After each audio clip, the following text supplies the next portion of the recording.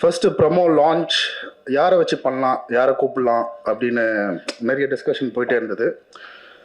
இவரை கூப்பிடலாம், அதான் அவங்களுக்கு அவரை தெரியுமே, அவரை கூப்பிடலாமே, இது இவர் தான் அவங்களுக்கு ரொம்ப க்ளோஸ் ஆச்சு, அவரை கூப்பிடலாமே அப்படின்ட்டு நிறைய டிஸ்கஷன்ஸ் போயிட்டே இருந்துச்சு. சரி, இதெல்லாம் நடந்தால் என்ன நடக்கும் அப்படின்னு பார்க்கும்போது, இல்லை அவங்களோட ஃபேன்ஸ் ஃபாலோ பண்ணுவாங்க, இவர் வந்தாருன்னா இவரோட ஃபேன்ஸ் ஃபாலோ பண்ணுவாங்க, படத்துக்கு ஒன்று கொஞ்சம் நிறைய ட்ராக்ஷன் கிடைக்கும் அப்படிலாம் பேசிட்டே இருக்கும்போது, சரி ஒரு படத்துக்கான தேவையான அங்கீகாரமோ அது போய் சேர வேண்டிய இடத்தையோ கொடுக்கறது பத்திரிக்கை நண்பர்கள் நீங்களும், ப்ரெஸ் மீடியா ஆகிய நீங்களும்.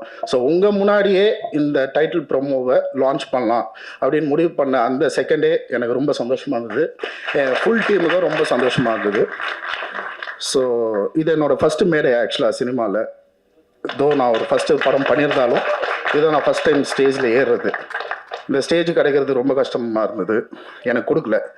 ஸோ ஏன் கொடுக்கலன்றதை யோசிக்கிறதை விட்டுட்டு நான் இந்த ஸ்டேஜை உருவாக்கணும்னு நினச்சேன். நிறைய பேருக்கு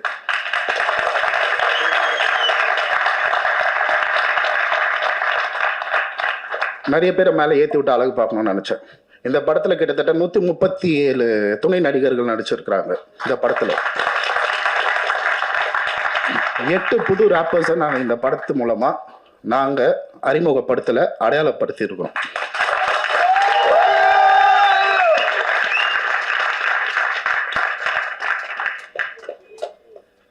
எல்லாரும் சொல்லிட்டாங்க இதில் ஒரு ரேப்பராக நடிக்கிறாரு அப்படின்னு சொல்லிட்டு. ஸோ அதுதான் கண்டென்ட். ஒரு ரேப்பராக இருக்கிற ஒரு பையனோட லைஃப்பை பற்றின ஒரு விஷயந்தான் இந்த படம். தாஷா மக்கான் அப்படின்றது நான் வளர்ந்த ஏரியா, எனக்கு பரிச்சயமான ஏரியா. நிறைய பேர் சென்னையை பற்றி படம் எடுக்கிறாங்க. ஸோ நான் இங்கே சென்னையில் வளர்ந்த ஒரு பையன். ஸோ நான் இந்த சென்னையை எப்படி காட்டணும்னு நினைக்கிறேனோ அந்த மாதிரி காட்டணும்னு ஆசைப்பட்டேன். இந்த படத்தில் காட்டியிருக்கிறேன். இந்த படத்தில் சென்னையோட ஒரு கலர் கண்டிப்பாக தெரியும். சென்னைன்றது வெறும் வைலன்ஸ் இது மட்டும் கிடையாது, அது ஒரு கலைக்கூடம். அங்கே வந்து ஏகப்பட்ட கலைஞர்கள் வந்திருக்கிறாங்க, ஏகப்பட்ட முற்போக்கு சிந்தனையாளர்கள் வந்திருக்கிறாங்க, ஏகப்பட்ட பேர் இந்த சினிமா கான்ட்ரிபியூட் பண்ணியிருக்காங்க, சொசைட்டி கான்ட்ரிபியூட் பண்ணியிருக்காங்க. ஏகப்பட்ட விஷயங்கள் இந்த சென்னையில் நார்த் மெட்ராஸில் நடந்திருக்கு. ஸோ என்னை பொறுத்தவரையிலும் நார்த் மெட்ராஸ்ன்றது ஒரு சென்னையோட பிரேசில், அந்த மாதிரி தான் இந்த படத்தில் காட்டியிருக்கிறேன்னு நினைக்கிறேன். So I'm very happy for this.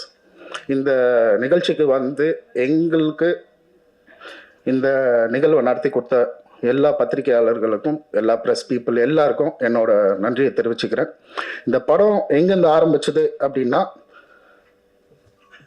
Script கொடுக்கறதுக்கு முன்னாடி ஐடியா சொன்னவொடனே ஹரிஷ் பண்ணலாம் அப்படின்ட்டாரு. நான் வந்து அவர்கிட்ட கேட்டேன், நிஜமா பண்ணுறீங்களா அப்படின்ட்டு. நான் ஆக்சுவலாக பண்ண வேணாம் அவர் அந்த ஒரு மூமெண்ட்லேருந்து ஆரம்பிச்சது இது.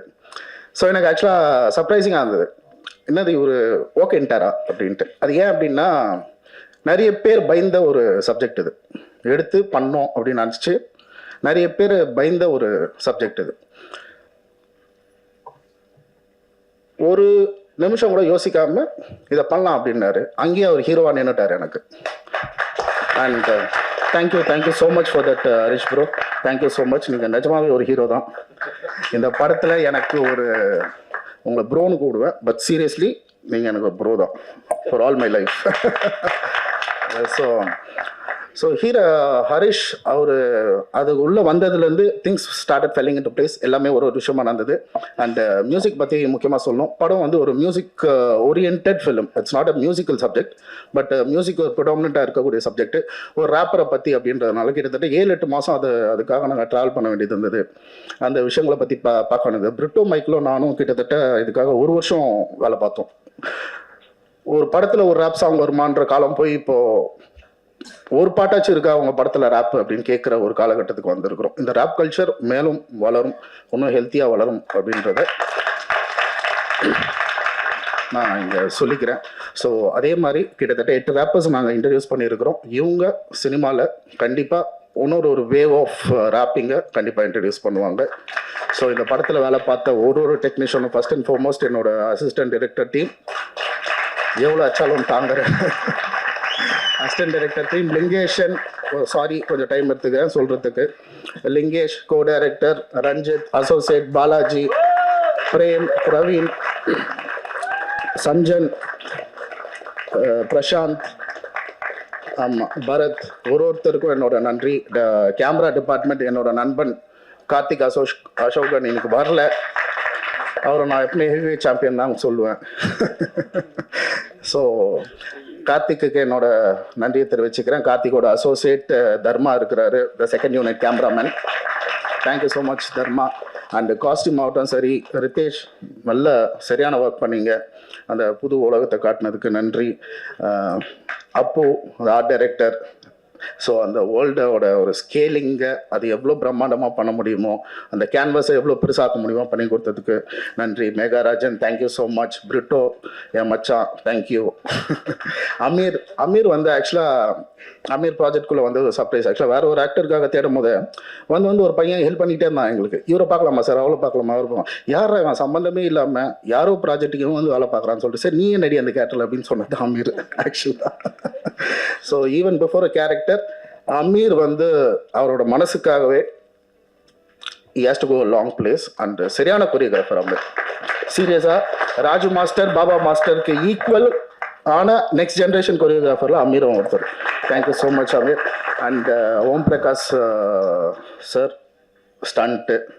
ஸோ எங்களுக்கு ஃபுல் பேக்கப்பாக இருந்து ஏகப்பட்ட ஸ்டன் சீக்வன்சஸ் அது எல்லாத்துலேயுமே அவரோட பங்களிப்பு பெருசாக இருந்தது. நன்றி. மதன் என்னோட எடிட்டர், தைரியமாக சொல்லிப்பேன். நிறைய சண்டை போடுவோம், நிறைய ஆர்கியூ பண்ணுவோம். ஸோ அதெல்லாம் மீறி இந்த படத்தில் அவரோட பர்ஸ்பெக்டிவ் நிறைய விஷயத்தை ஆட் ஆன் பண்ணியிருக்கு. ஸோ படம் ஃபுல்லாக முடிஞ்சது. போஸ்ட் ப்ரொடக்ஷன் ஒர்க்ஸாக இருக்கும் எங்களால் கூடிய சீக்கிரம் திரைக்கு வரும். ஸோ இந்த படத்தில் வினீத் வரப்பிரசாத்ன்றவர் இந்த தாசம்மா கானில் கண்டிப்பாக டைரக்டராக ப்ரொடியூசராக கண்டிப்பாக ஜெயிக்கிற. அதை தாண்டி இதில் வேலை செஞ்ச ஒரு டெக்னீஷியன், ஒவ்வொரு ஆர்டிஸ்ட், ஒவ்வொரு கலைஞர் எல்லாருமே இந்த இண்டஸ்ட்ரிக்கு ஒரு வரப்பிரசாதம். நன்றி சார். பர்மிஷன் நீங்கள் கொடுத்தீங்கன்னா கொஞ்சம் நல்ல விஷயம்லாம் சொல்லுவேன். சொல்லுவா சார், நீங்களும் கொஞ்சம் சொன்னீங்கன்னா நல்லா இருக்கும்.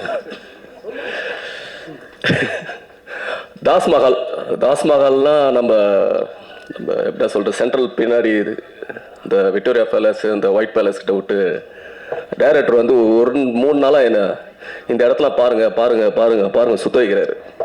சுத்த வச்சுட்டு அதுக்கப்புறம் ஒரு சம்பவம் சொல்கிறாரு. அது சொல்லக்கூடாது. அதுக்கப்புறம் லாஸ்ட் கிளைமேக்ஸ் ஃபைட் வந்து ஒரு ஃபைட்டர்ஸ் மட்டும் ஒரு 100 பேர் இருப்பாங்க நினைக்கிறேன். ஒரு 15 days கிட்ட அந்த ஸ்டண்ட் பண்ணோம். அதில் வந்து சிங்கிள் ஷாட் பண்ணோம். சிங்கிள் ஷாட் பண்ணுறது ரொம்ப ரிஸ்க்கு. ஆனால் ஹரிஸ் வந்து அந்த சிங்கிள் ஷாட் வந்து ஜஸ்ட் ஒரு 1 hourல முடித்தார். அது எங்களுக்கு ரொம்ப பெருமையாக இருந்தது. அது தேங்க்யூ சார். அது சிங்கிள் ஷாட் பண்ணுறது ரொம்ப கடினமானது. கட் ஷாட் நிறைய போகலாம், ஆனால் சிங்கிள் ஷாட் பண்ணுறது ரொம்ப கஷ்டம். அது ஹரிஸ்க்கு தேங்க்ஸ் சொல்லலாம். அதுக்கு முக்கியமான காரணகர்த்தாவே வினய் டைரக்டர் சார் தான். அவர் சின்ன ஒரு பிரம்மாண்ட ராஜமௌழி எப்படியோ அது மேலே நம்ம தாஸ்மஹாலுக்கு வந்து வினய் சார் தான். அவ்வளோ கண்டென்ட்டுங்க, அவ்வளோ விஷயங்க, லைவா விஷயம், பைக் ரேஸு. அந்த சார் திரும்ப சொல்லலாமா, பயமா இருக்கு சொல்றதுக்கு, சொல்லிட்டோம். மவுண்ட் ரோட்ல night effect full chase sir, ரொம்ப கஷ்டம். அது அந்த இடத்துல பர்மிஷன் வாங்கி பண்றது. அது வந்து எப்படிதான் பர்மிஷன் வாங்கி தெரியல.